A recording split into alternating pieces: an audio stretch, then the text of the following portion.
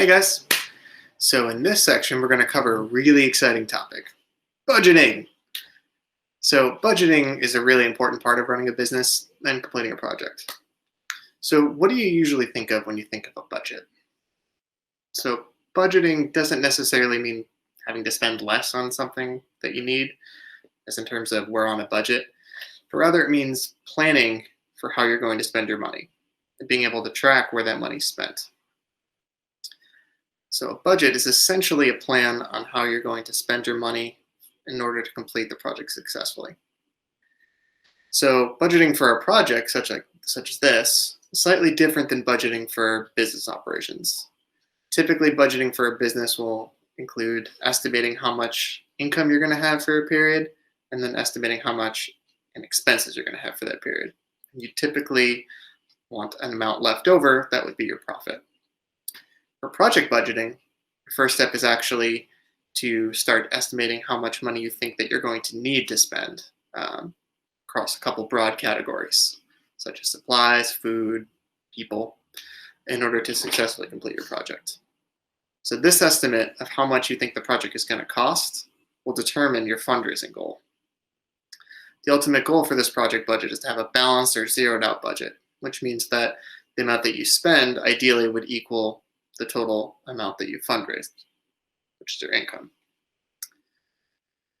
So you'll want to base your spending estimates on the different categories of action steps that we determined in one of our previous exercises.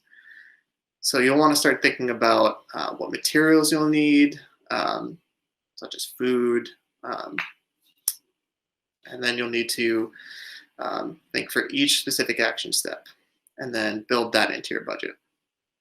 You'll want to be as detailed as you can when you're thinking about the different line items in your budget, but don't worry if you don't think of everything. Usually we'll build in some kind of a contingency at the end to account for any unexpected expenses that might and probably will pop up. So typically what I do in this step is I start thinking of all the different expenses that I could incur for each particular category, right? So all the different ingredients for food that you might need that you're going to be cooking, etc. Then we'll add all those up, and that will be the total for that particular budget category, in this example, food. So like I said before, the budget's a really important part of our fundraising efforts, since it will end up determining what our fundraising goal is. It's also important because we want to be able to communicate to any potential donors exactly where and how we're going to spend the money that they're going to give us for this project. People are generally more likely to donate to organizations and companies that can articulate or tell them how they plan on spending the money and then show them that they have a plan.